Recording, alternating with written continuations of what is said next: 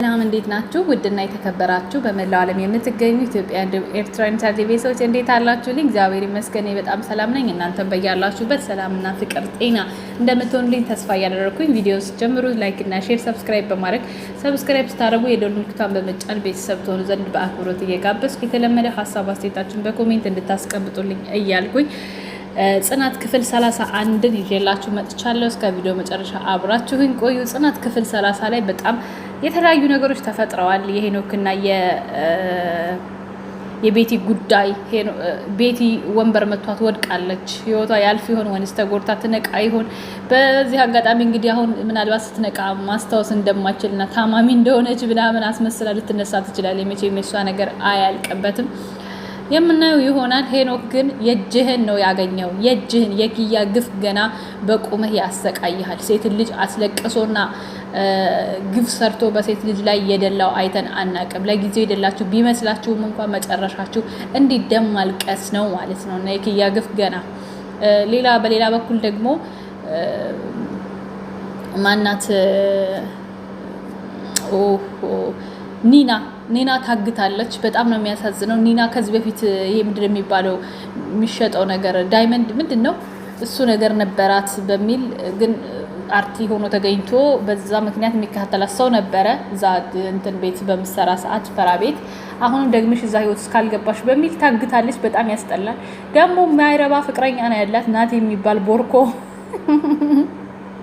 እሷ ስትታገት ቆሞ ያያል። እንደው አይ እንዲህ አይነት ከሆነ ፍቅረኛ ይሰውራችሁ። እንደው አቋም የሌለው ሽልጥልጥ የሆነ ወድ ናቲን ሄድኩበት ይቅር በለኝ እና ስትታገት ቆሞ ያያት ነበረ። ኒና እንግዲህ በድጋሚ ስቃይ ውስጥ የገባች ይመስለኛል። በጣም ነው የሚያስጠላው። ይህ ድራማ ግን ወደኋላ ታሪኮችን እየጎተተና እየመዘዘ እየሳበ ይገኛል። ለምን እንደው ባላቅም። በሌላ በኩል ደግሞ ጽናት ሰተት ብላ የአቶ በላይ ልጅ እንትን ውስጥ ወጥመድ ውስጥ እየገባች ነው። ራሷን መንቃት የማትችል ከሆነ ከፍተኛ አደጋ ውስጥ የምትገባ ይመስለኛል። አስቸጋሪ ነገር ነው እና ጽናት ንቂ፣ ዞር ብለሽ አስቢ። በዚህ ልክ የተንቀለቀለችው ምን ለማድረግ ነው? ሌላ የረስተውት ነገር ቢሆን የኒና አለባበስ ኤክስ ትናንትና በጣም የሚያስጠላ በጣም የሚደንብር አለባበስ ነው። ደራሲው እንደዚህ አለባበስ ለተዋናያኖች አትስጡብን። እናንተ ኖርማል ኦዲየንሶች አይደላችሁም ወይ ኖርማል ህዝብ አይደላችሁ። ብዙ የሚያያችሁ ተመልካች ያላችሁ ናችሁና አስተማሪ አለባበስ ልበሱ። በተለይ ኦርቶዶክሳውያን ሆነው እንደዚህ አለባበስ አታስለብሱብን። ስንት የሚለበስና ስርዓት ያለው አለባበስ አለ። ኔናዬ ትናንት የለበሰችው ልብስ ኤክስ በትልቁ ኤክስ ትክክል አይደለም። አንቺ ምን አገባሽ ምናምን የሚል አይጠፋም። ግን እኔ እንደ አንድ ተዋናይ ወይም ደግሞ እንደ አንድ ፊልም ስራ ላይ ነው ይሄ ነገር ለዘላለም የሚቀመጥ ነገር ነው። ገባችሁ? ኖርማል ቪዲዮ ምናምን የሚጠፋው እንትን የሚል ቪዲዮ አይደለም። የሚቀመጥ ቪዲዮ እስከሆነ ድረስ ይሄ አለባበሷ ትክክል አይደለም። የምር በጣም ነው የሚደብረው። በሌላ በኩል ደግሞ ያቶ በላይ ልጅ ጠባቂዋን ልታማልለው ሄደችበት መንገድ እልህኛ ስለሆነች አልተሳካላትም። እንዲህ እያለ በጣም ብዙ ነገሮች አሉ። እስኪ ኮሜንታችሁን አይተን ደግሞ ምንም ግራ እያጋባኝ ስለሆነ ነው ውስጡ ማለት ነው እንቀጥልበታለን። ቤቲና ህሊና ከድራማው ይጥሉን መውጣት አይችሉም፣ ግን ደግሞ ተንኮላቸው ቢጋለጥ የተሻለ ነው። ሄኖክ ከኪያ ግፍ ቤቲ ላይ ጣለው። በጣም ገና ከዚህ በላይ ይሰቃያል። ጽናት የህሊናን ተንኮል ማወቅ አለባት። እውነት ነው ጽናትና ኪራን የምወዳቸው። ቤቲ ግን ምን አይነት ክፉ ናት በጣም። እኛ ግን የተሰቀለውን ክርስቶስን እንሰብካለን እንኳን እኔ የሚገርመኝ ነገር ድራማ ቦታ እየሄዳችሁ መንፈሳዊ ነገር እኮ አይጻፍም። ስህተት ነው። በቃ ሃይማኖታዊ ቦታ ብቻ ነው መጻፍ ያለበት። መቼ ነው እንደኔ ጽና ኪራ የማያልቅ ፍቅር ይስጠን፣ አሜን። እዚህ ድራማ ሰላም የሚኖረው ቅዱስ ብቻ ነው።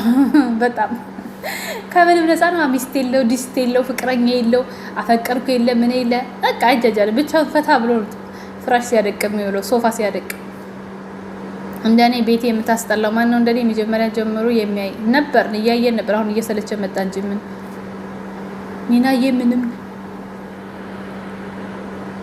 ኒናዬ ምንም ነገር መሆን የለባትም። በጣም ያስጠላል። የመልክ 10 ቀን ሄኖክ የኪያ ግፍ ነው መታገት መገደል የበዛበት ድራማ። እኔም ከሄኖክ ላይ ጥቃት ያደረሰችበት ቤቲ ናት ብዬ ነበር።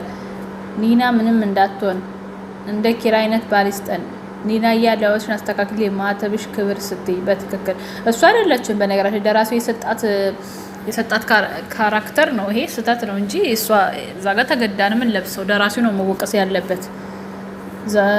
አሁን ደግሞ ቤቲ መስታወስ አችልን ብትሉ ነው እናሳ ኪራና ፂ ልጅ ያርግዙ ልጅ ውለዱ። አረ ቤቲ ስታስጠልይ። ኪራ የጽናት ንጉስ። እህቶቼ ሰላም ግቢ በሉኝ። የነገ አገሬ ምገባና ሰላም ግቢ እናቴ፣ እኛንም ጥሪን። ሀሀሀ ያሬድ ቀይ ሽንኩርት፣ ሱራ ቀይ ጨማር፣ አረ እንጓዴ ቀይ የሀገራችን ባንዲራ ልታረገው ነው እንዴ? ምን አስበ ነው? ወይኔ ዛሬ እንደ እኔ እኮ ያስቀኛለች። ተመስገን በ2 ደቂቃ ጨረስኩ። በማፍጠኛ ነው። ወይኔ ቤት ግን እውነቱም ለሄኖክ ቅጣት ነው። የዚህ ቤት ምግብ ነፍ ነው፣ የኛም ጽናት። ቅዱስ ደስ የሚለው እንደኔ ሲበዛ መረጋጋት ደስ አይላችሁም? ደግሞ ቀን አሳቢነቱ በጣም በጣም በጣም በጣም በጣም በጣም ላይክ ሼር ሰብስክራይብ አድርጉ ማሮቼ። በቃ ይበቃናል። ምንም የሆነ የሚስብ ነገር የለውም። ጥላ የሚል ድራማ አላመጣላችኋለሁ። እስካሁን አላመጣላችሁ። ክፍል 2 ደርሷል። ሲቆይ አመጣዋለሁ።